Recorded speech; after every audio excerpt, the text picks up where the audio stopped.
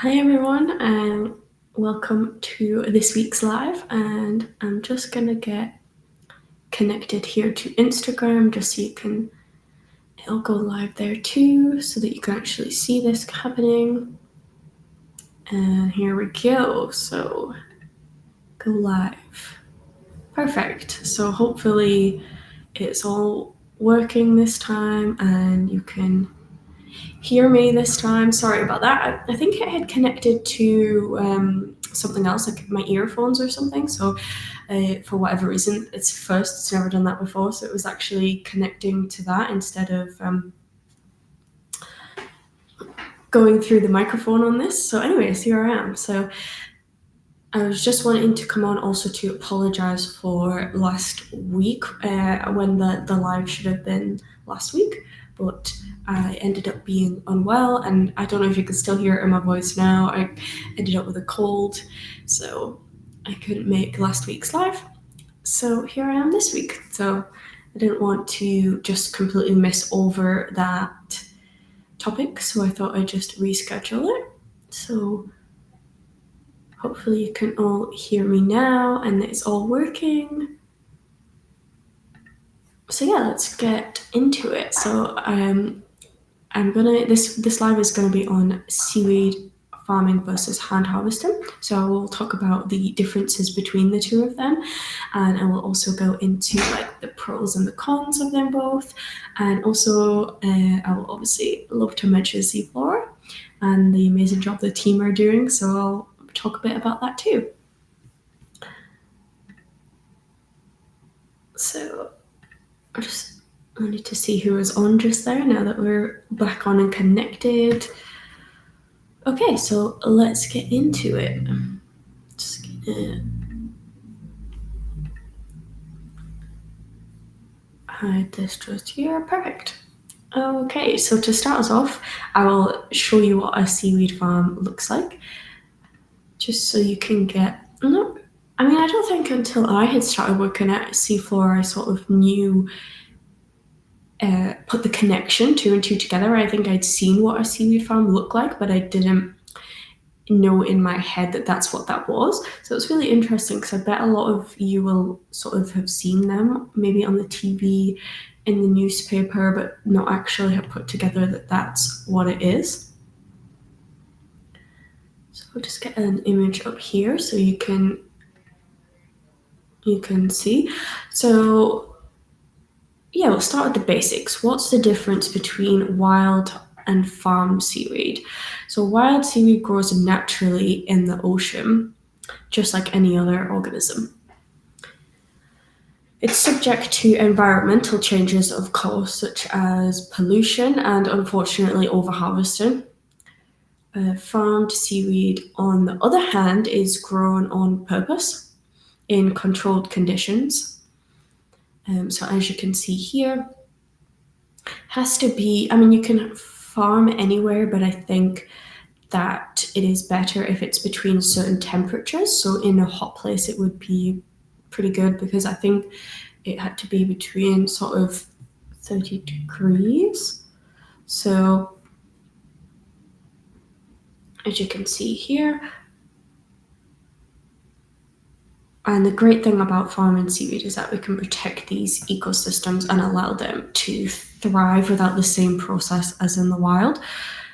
So here, obviously you can see that there are some sort of sticks sticking up. And most of them you'll see on the photos that I will show you as well, is that they use nets or rope to sort of have it going along to grow and spread. So you'll see them fishing the ropes out to collect it growing on them. Just like I suppose you sort of like when you're growing a plant and you want it to be straight and you put like the stick in and it sort of grows on that. It's very, very similar to growing on the rope going across. So we've got that image here. I will show you a different example so you can see too. And you're probably thinking, how do you farm seaweed and what does the process look like? So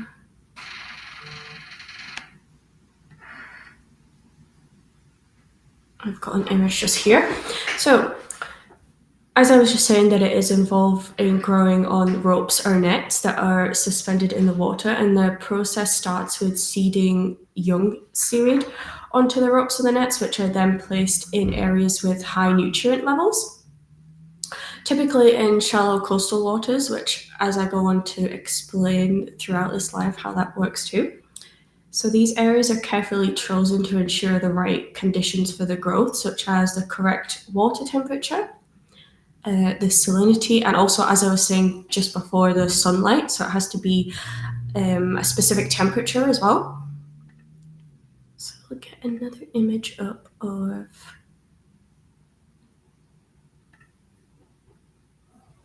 a different type of seaweed farm. So as you can see here, there's an image of a lady sort of pulling it out of the nets, and you can see the nets going across, which is one way that you can do it. And you can see her lifting it out into the water to collect the seaweed to put into her basket that is next to her.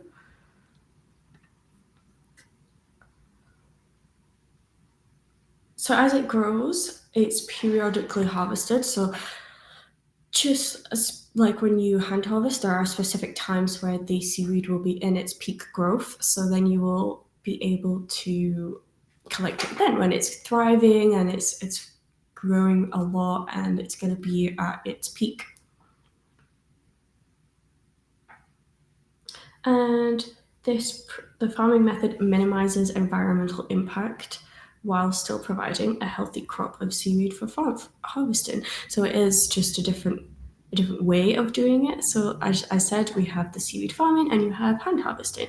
So it is just a different method of doing it. So here's an example for our own backyard on the east coast of Vancouver Island for hand harvesting. So for years, seaweed forests thrive here, supporting a rich marine ecosystem. But things took a turn when we saw a massive die-off of starfish. So I've just got an image, but because with fewer starfish, obviously as they were dying off, it then meant that the sea urchins exploded in population and they actually ate up the seaweed forests, which is not a good thing. And so then there was an ecological imbalance left between the seaweed, and that caused struggle for it to grow. I just thought I'd show you a little cute starfish in the middle of this as well. I'm going to show you an image of a sea urchin. I think most people will probably know what they are, but just in case you don't, I've got a photo here. And honestly, they scare me so much. I've seen people like going out into the water and they'll just be in like the shallow bits and they'll be walking and have actually like stood on one. And I saw one video and it went in their foot and it was honestly awful seeing them trying to get that out. So they do honestly scare me if I ever was to come across one. Yeah, I think I might. I don't know if I've actually seen one, but from afar, I would honestly scare me if I was in the water and I saw one. So it's a perfect example just then that what I have just said of how fragile marine ecosystems can be, which I don't think people understand how complex it is. And it also shows how just important it is to have species, at the top of a food chain, because if these things below them start to change, then it impacts the whole entire triangle. So, you have the seaweed forests at the top, and then obviously we have the starfish and the sea urchins, and if anything throws them off, like the die off the starfish, then that obviously impacts the sea urchins, and then that obviously impacts the seaweed forest. So it's all this whole big life cycle. I've mentioned this before, how it all starts with marine life and it all starts in the ocean, and if we don't start off with the ocean and look after it from there, then it's this whole big thing. So if we don't look after the ocean and marine life, then the oxygen isn't being produced into the earth to us, therefore it's going to impact us too, and hence climate change just now with overfishing and everything. That is a whole big thing at the moment. And it's the same thing with things like this as well. So like I say, it's really important, and I don't think some people realize that. So yeah, now going on to a second point that you have probably been wondering while I'm talking about this as well, is how long does it take for seaweed to grow to a harvestable size? So as I was saying, they have to be in the right conditions, and there will be a point that it will get up to its peak condition. So if everything's thriving and going well and it's the perfect temperature, it's in the right conditions, then it's going to be good.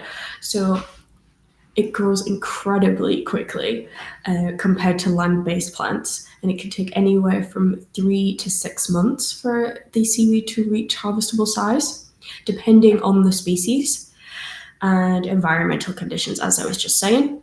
In some cases, it can grow a meter in just a few weeks, which is why it's so amazing, because like I say, when we give it our little haircuts when we're hand harvesting and we go back, then say like a month later, it's all back to that growth of that little bit that we took off, and you would never have known because it grows so much. So yeah, this rapid growth makes it an excellent candidate for farming, especially when the goal is to capture carbon and provide a sustainable resource, which I will go into further. But I have previously mentioned how seaweed is amazing at absorbing carbon, which is also good for the planet too, because we're producing lots of that, and the seaweed is then absorbing that in. Therefore, it's taking it from impacting us, so it's helping us. So next, which is a crazy, crazy fact, I have explained that it is that seaweed is a powerful ally in fighting climate change, and I went into some detail on that previous lives. If you'd like to go back and rewatch any of them, they are recorded on our Instagram and Facebook, and you can see there. If not, we also have our blogs on our website, which I do go into detail on this too, and how they are now putting seaweed into cow feed to reduce methane emissions, which I think is just a really amazing, smart idea. And yeah, so I go into a lot of detail about that. And we only actually need 7% of the oceans to be covered in seaweed for it to absorb that carbon and help reduce the carbon dioxide from the water and from the planet to help us.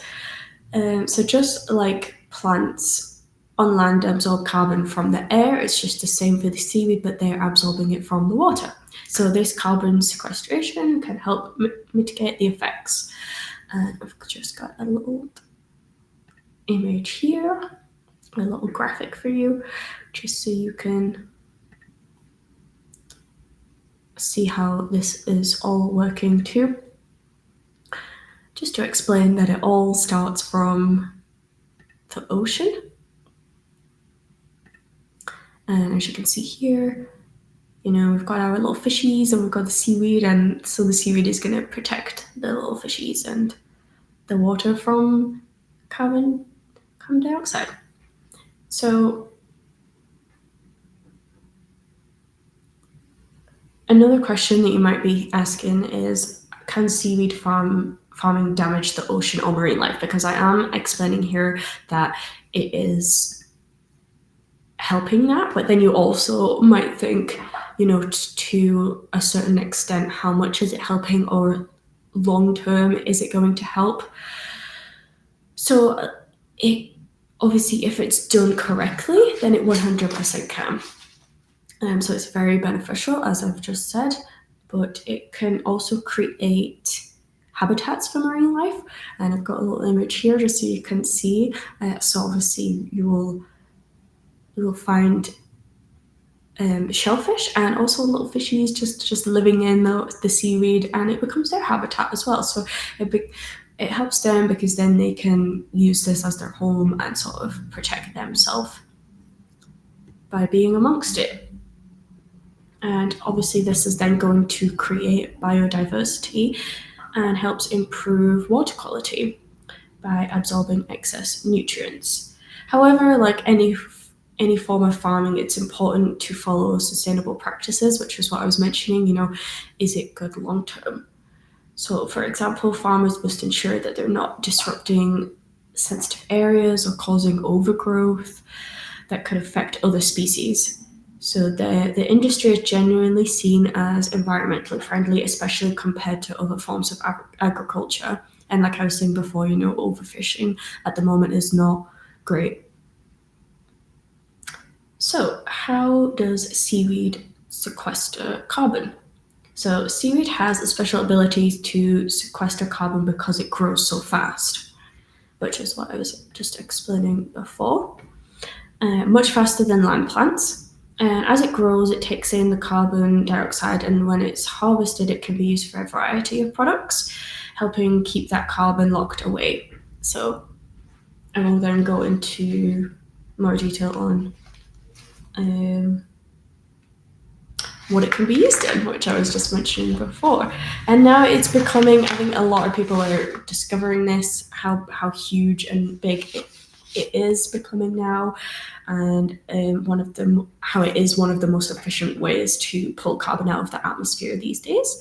We're always looking for ways to help climate change, and it's just amazing that they have now found this other way, especially using seaweed, which a lot of people probably don't even think could do that. So it's really amazing, this tiny little thing that no one would ever think. It still all baffles me, and I'm so excited for the future, and now that we have come across this research and study, and I'm hoping that in the future that it will really come in handy, and especially really help fight climate change, because we need it more than ever, especially for the future. And it's just a great way to know that we have hope for the future, and hope that we can use something like seaweed for this. So what are the economic benefits of seaweed farming? So seaweed farming provides numerous economic benefits, but especially for coastal communities, which is what I was mentioning before. So I've got a little image here just so you can also see what I mean when I come to coastal communities. So meaning when you literally live right next to the ocean and you're it's pretty specific in the name, you're right on the coast, but it creates jobs in farming for people that may not have many jobs along the coast and struggle in that. So it obviously provides them a job in the farming and processing, and also researching. You can get a job in that too. So as demand for sustainable and plant-based products, the market for seaweed-based products, which now I will be able to mention seaflower, because as it is in food and cosmetics, fertilizers, biofuels, which I actually mentioned in a previous live, how I was also mentioning the methane emissions, but it would be amazing if we could start to use that for biofuels, for possibly even filling up your car with some sort of eco-friendly gas. And obviously I mentioned cosmetics, I can mention skincare, and I now can mention seafloor, because as many of you know, I've got a lovely little image here of our products, that our main ingredient is seaweed. So like I say, people are now starting to use it in more and more things, and we as Seaflora use it in our skincare products.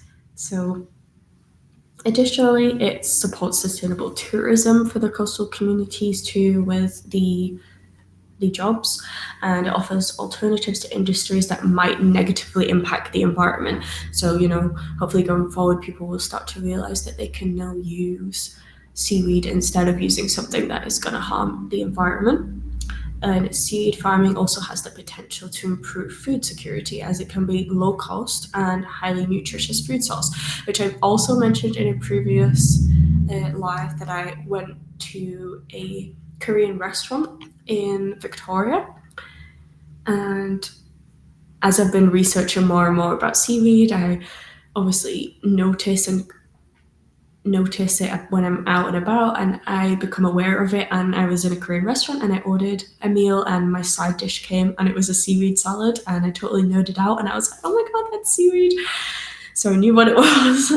And yeah, I mentioned previously as well that I have been adding it into my diet. I did actually post a little Instagram on our page showing how I used it in my chicken stir fry. So you can add a little bit of dried seaweed into your diet, and I've been putting it in quite a lot of things. So I've been putting it in my stir fry, spaghetti, my chili, and even a salad too. So yeah, you can use it as a good nutritious food source. It has a lot of vitamins and minerals in it. And yeah, so I had it in this meal, and I think a lot of people will be aware of nori, which is used for your sushi. So I think a lot of people will already have come across seaweed being in the diet, but I think a lot of people do relate to it in seaweed and think that, you know, you would probably only eat it in sushi. But no, like I have been saying, you can sprinkle it in your dishes. I have actually even been having it in honey and lemon tea as well, which is really good because you're getting benefits from the honey and lemon, and then you're also getting benefits from the seaweed too. So let's talk about the scale of seaweed farming. So over in Vietnam, seaweed farms are massive. Think of thousands of hectares. I think I might even have another image of a seaweed farm here that I can show you.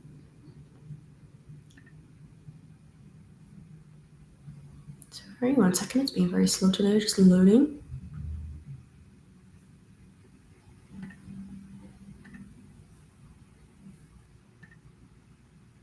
Here we go. This is a really good image because it actually shows you the rope version of it this time. So you can see how long the rope actually is and how much it actually grows on it. And you can see this lady taking it off just here. So it's a really cool, interesting way of doing it. It just being on this rope. And I bet it's easy for them, so they can just bring it in like that too. So it's a huge industry over there with farms providing food, biofuels, and other products to people all over the world. Meanwhile, here in Canada, we do have some seaweed farms here. I think they are getting more and more common in a lot of places now. Like, it's not just in sort of countries on the other side of the world. I was speaking to my granddad the other day on the phone, and he was letting me know that he had watched a documentary on one having just opened in England as well, which is where my family are from. It's where I'm from, but I did live in Scotland for 10 years. So I relate more to my home being Scotland than England, but I did live in England too. And my family are from there, and they've just said that, yeah, they watched this documentary of one opening there, and now they are popping up in Canada too. So it is becoming more of a thing worldwide now. So obviously, you know, new ones such as the ones in Canada and England are on a much smaller scale compared to the ones in like Vietnam.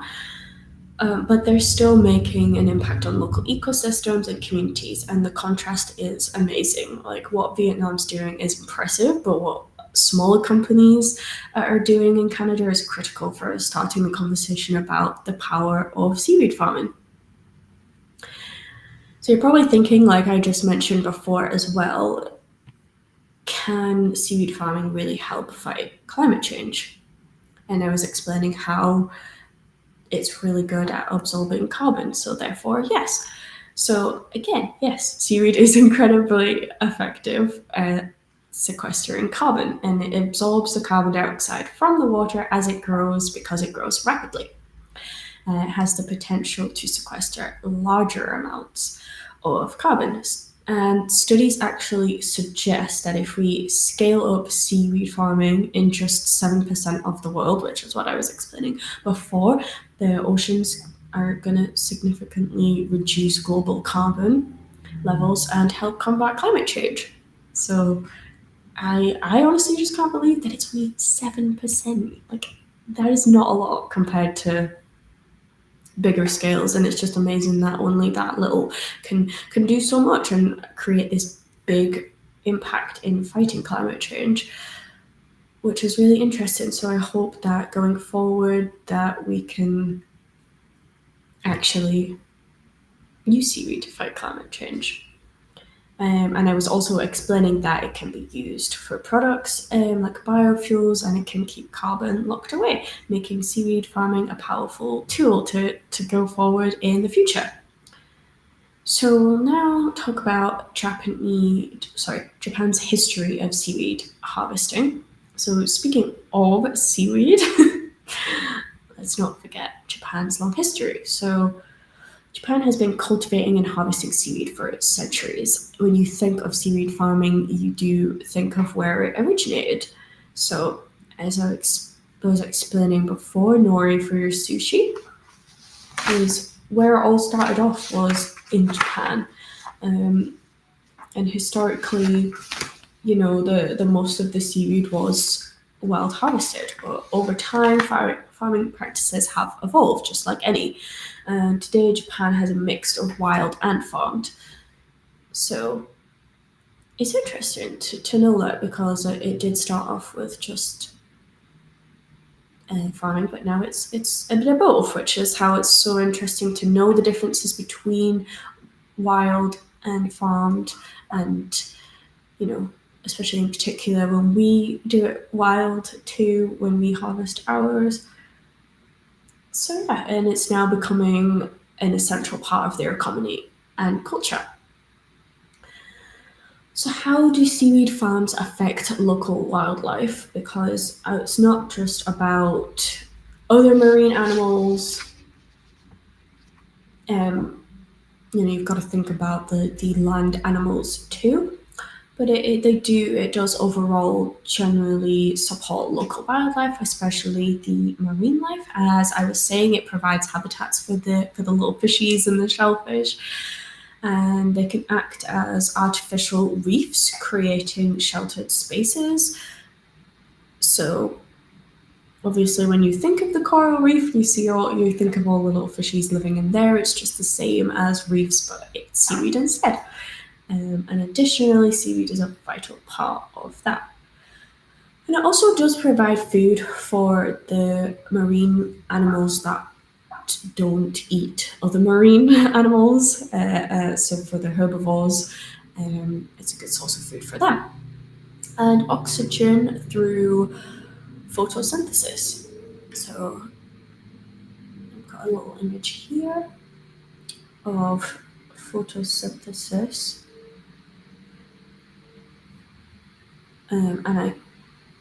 In fact, actually, I'll hold that on for now because I've got some more information of detail on what photosynthesis is, just in case for anybody that doesn't actually know. I studied marine biology at university, and biology was a big thing in science when I was in school too. So photosynthesis was a big thing that we learned.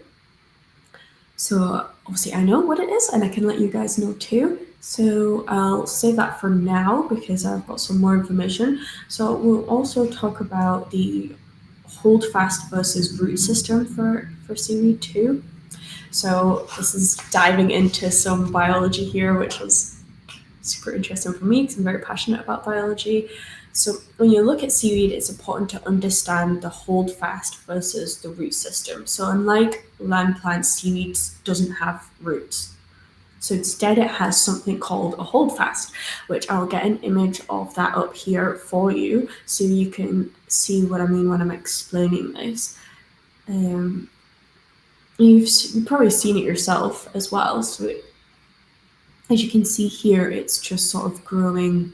I suppose it is holding on to the edge of the rock. So instead it has something called a holdfast, which anchors it to rocks or other surfaces. So as you can see here, it is holding on to that rock. And the holdfast keeps the seaweed in place, but it means that it doesn't absorb the nutrients like roots do. Because, the roots are deep down in there, they're absorbed, where this is just sort of clinging on, holding on, so it's not really getting into that sort of soil or sand.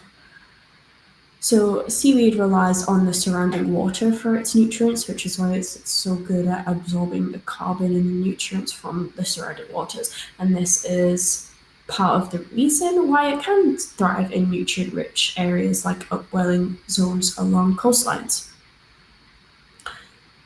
So it is really interesting that it just sort of hold on like that, and it's good to know the difference. As you can see on this image here, you can see that I've walked past rocks many a time that look like this and never really thought much of it. So it's interesting to know that that's what that is. So you're probably thinking, is seaweed farming the same everywhere, or do different regions have different methods? So seaweed farming around the world depends on the, as I was saying before, the local conditions, the culture, and also the type of seaweed that is being farmed. And in places like Vietnam, seaweed farms can be vast and often focused on production for food or fertilizers. In Japan, seaweed farming is an ancient tradition. As I was saying, that's how it started, but now they are going into hand harvesting too now, so it's a mixture of both, but it did start off as an ancient tradition. And while it's still widespread, modern farming methods have been integrated, just as I was explaining there. So in Canada, seaweed farming is still developing with a focus on sustainability. As I've said, it's now the way that we're heading. And each region has its own unique approach to farming, depending on resources, species, and local environmental needs. So now I will go on to explain photosynthesis and the seaweed cycle, which is, I briefly just mentioned photosynthesis there. I can now go into explain what it is. I've got a little graphic here just to make it easier. As I'm explaining it, it's also easy to have a graphic of this so you can see how it all works, because it is a cycle. So you can see how that works on this little graphic too. So like any plant goes through photosynthesis, so does seaweed, and it uses sunlight to convert carbon dioxide into oxygen and organic matter. So you can see here the sun is shining onto that plant, and then it's absorbing the carbon dioxide, and then when it goes through the cycle of photosynthesis, it is then producing oxygen and even sugar.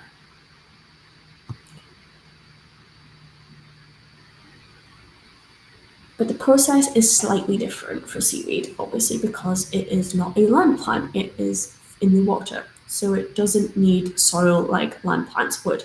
Instead, it absorbs the nutrients directly from the water, as I was explaining before, making it incredibly efficient. So the seaweed life cycle can vary depending on whether it's wild or farmed, but in general, seaweed can grow, reproduce, and spread much more efficiently in a farmed environment where conditions can be controlled. So you're also probably thinking, what kind of seaweed does not we specifically, but what kind of seaweed does Canada farm? So in Canada, some of the most commonly farmed species include kelp varieties like Saccharinaria, Laminaria species, nori, as I was explaining before, it is in sushi, and they find that wrapped up in there. And these species are well suited for Canada because we have cooler waters off the coast and it can thrive in nutrient-rich conditions. And some farms are also now starting to explore other species, depending on market demand and, like I was saying, environmental conditions. So the economic benefits of seaweed farming for coastal communities, like I was explaining before, it gives them jobs, such as farming, such as processing, and also researching the seaweed. But it is a big boost for local economies, especially the coastal communities, because they provide the jobs, and they can help diversify the economy in areas that rely heavily on fishing or tourism. Because I know that, over there in different countries, there are a lot of fishing going on at the moment, but not in a positive way. Like I was saying before, there's a lot of overfishing going on at the moment as well. But yeah, the products derived from seaweed, like food and cosmetics and skincare, and even biofuels, are growing industries. Just hopefully, like it's growing seafloor as well. So, a demand for sustainable products increases. Seaweed farming will become an even more important coastal livelihood for them. So, you're probably wondering as well, does seaweed farming require a lot of space? Because you're thinking, I was saying just before how it could be thousands of acres over at the ones in Vietnam. So you're probably thinking, how big are these and how spread out they are? Because, like I said, they're on these really long ropes and nets. So they do require a lot of space, but they're relatively low impact compared to other types of farming because the farming equipment such as the ropes or the nets are often suspended in the water, so it doesn't take up valuable land area as opposed to a land farm. And they're usually located in shallow coastal waters, so the space required depends on the scale of the farm and the species being grown. So because obviously every species is different and they're going to grow differently as well, and depending on sort of like how fast they will grow as well. So it doesn't require, while it does require some space, it doesn't typically disturb other ocean activities. Like I was saying before, it ends up being positive for marine life as they can use it as little houses, little habitats, so the little shellfish and the fishies can live in there. So it doesn't harm them in any way, and it can be done in areas where traditional farming isn't viable. So now, seaweed's farming role in the health of Mother Earth and humanity's future, which is what I was explaining. How far are we going to take it? What are the long term effects? And is it going to help us in the future with climate change? So finally, we have seaweed farming holds immense promise for the future of our planet, which is what I was explaining before. I'm really hoping that they're going to take it in that direction and that it's going to be a really good source for us in the future and create awareness, and then more and more people will start to know about this and to get further. And yeah, so as I was saying, not only does it help climate change by sequestering carbon, but it also supports marine biodiversity. As I was saying, they're habitats for the marine life. And it also is now providing sustainable alternatives for businesses and industries, such as food and us, for using it in our skincare. It's an eco-friendly way of doing it. And more businesses these days are now starting to realize that. And not just the eco-friendly, but the nutrients and the minerals that the seaweed contains that can give us the benefits. So as we look towards a more sustainable future, seaweed farming is one of those hidden gems that I was just saying, like it's a tiny little thing that you would not even think has all these benefits, and that it does. And they're realizing now how crucial a role it can play in healing the earth and supporting humanity's long-term survival. So probably asking the question in your mind as well, can seaweed farming help with ocean acidification? So I've got a little graphic just here that I was going to show for this too.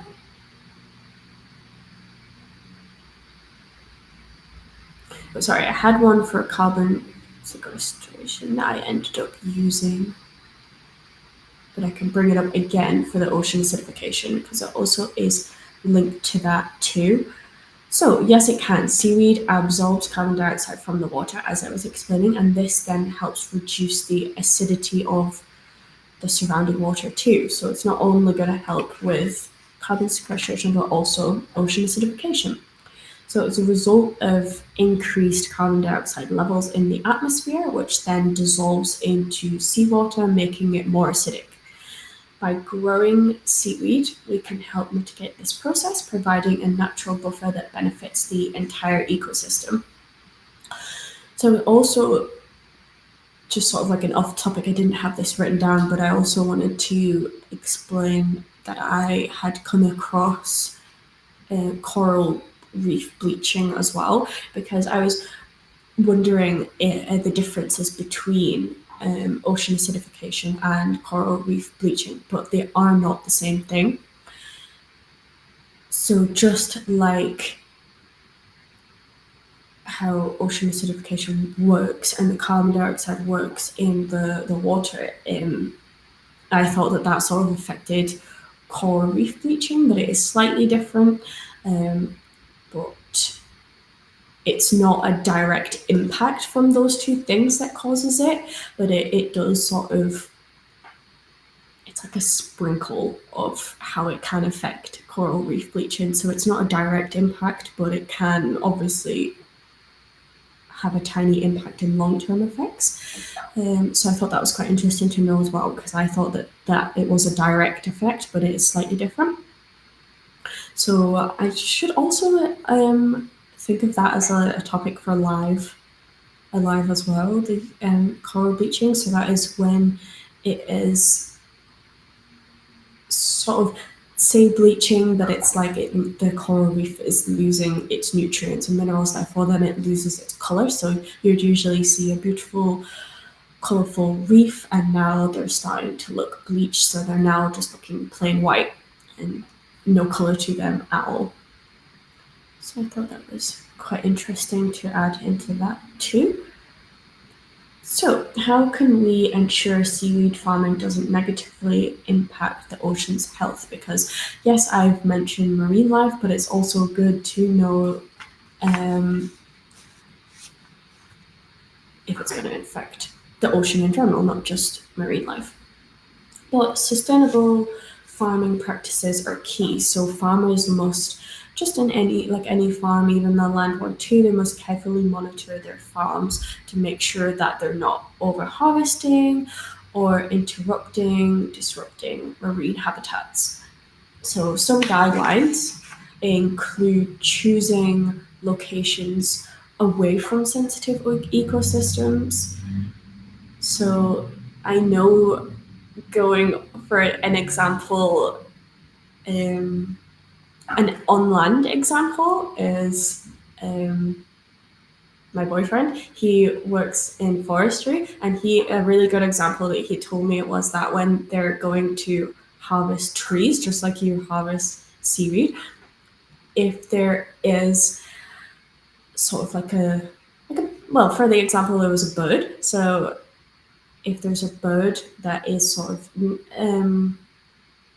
there's a word for it that I'm trying to think of as well, is what I mean. And it's gone out of me, and I cannot remember the word I'm looking for. Anyways, but this bird was nesting, and it had a little nest, and it was having babies. Obviously, when that is happening, endangered, that's what I was looking for.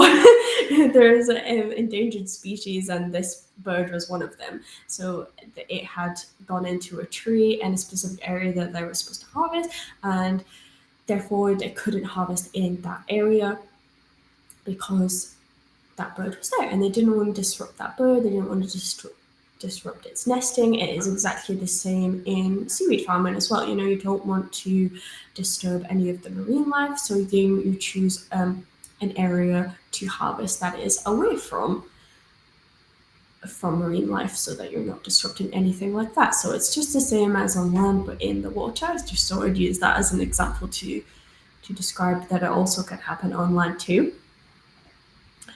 And using organic farming methods and ensuring that farming practices don't cause nutrient imbalances, like previously at the start of the slide that I was mentioning, where there was an imbalance because the starfish were dying off, and then we had an explosion of sea urchins, and then that created an imbalance, and then that meant that the seaweed forests were then getting eaten and disappearing.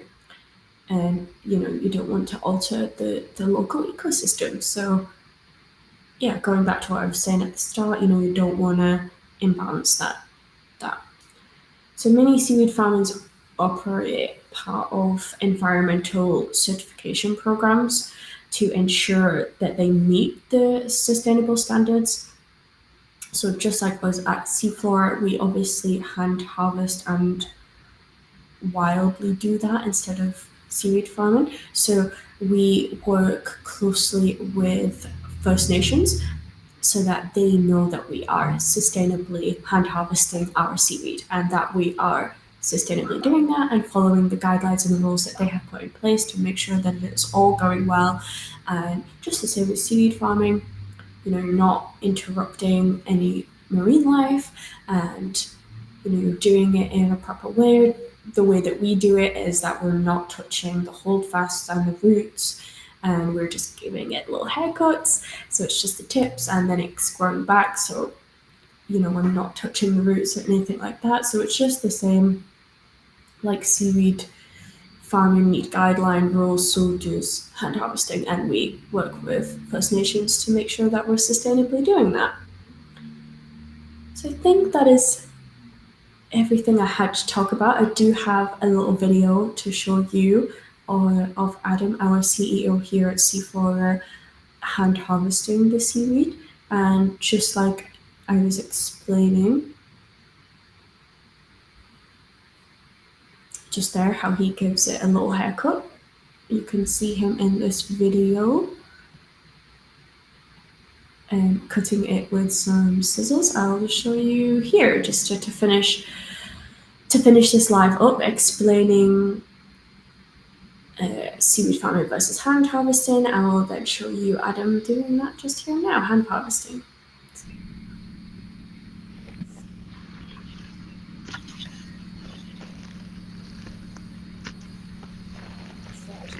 You can see Adam here. Put that out and just get a little haircut and cut the tips off.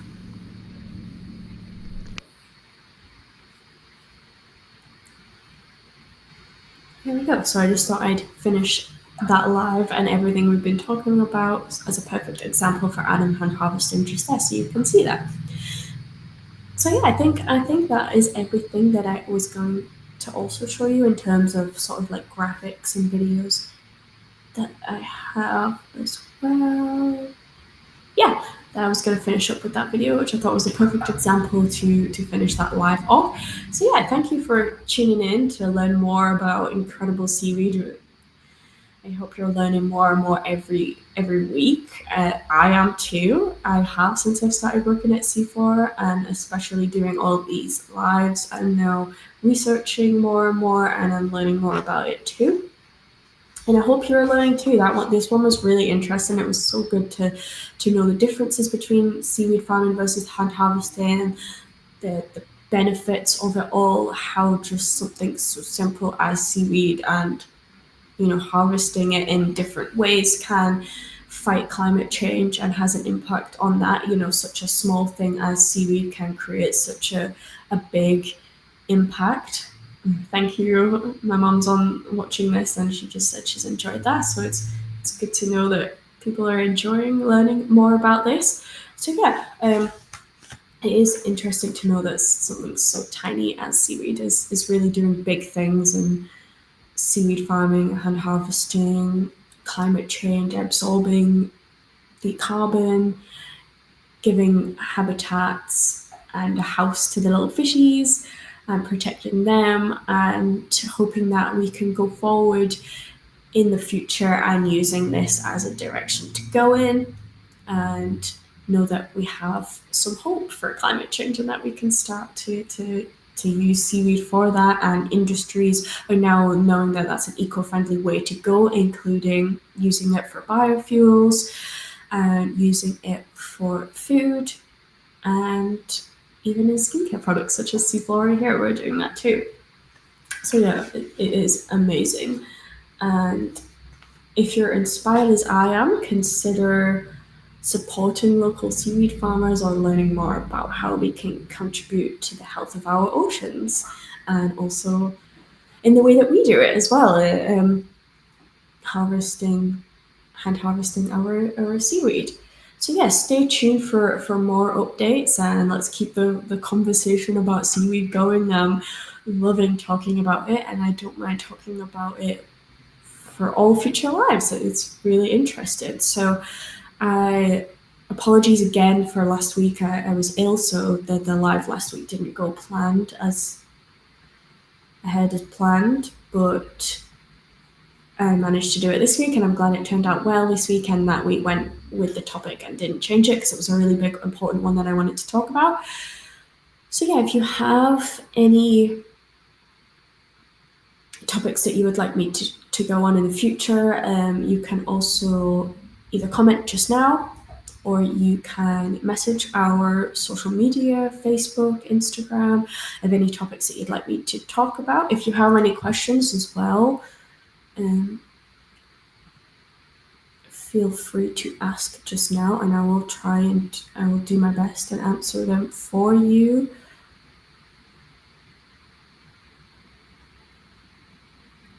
I've just seen the comment saying my dad is also watching and he enjoyed that too. So yeah, if you have any questions, and yeah, so if you have any ideas of topics to talk going on in the future, I've got some planned myself, but it's also good to know ones that you're interested in, because then it makes it good to know that you're interested in it, and you would be really keen on watching that, and then you might have something different to me, and that would also be interesting for me to go into and research as well to do that. So yeah, stay updated online. I'm always putting posts and stories of our updates on what our lives will be about, and the days and the time. But I think for now, to be consistent, we'll stick to 1:30 on Tuesday afternoons. And the topics obviously will vary every week, but I'll keep you updated on posts. So yeah, stay tuned.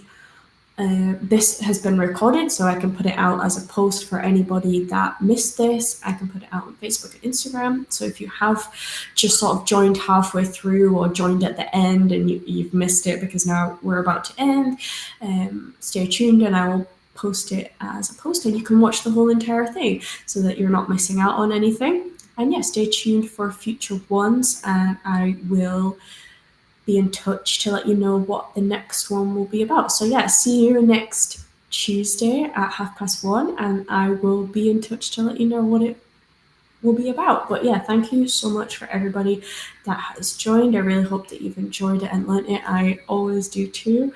So yeah, thank you very much, and I will see you next week. Thanks. Bye everyone.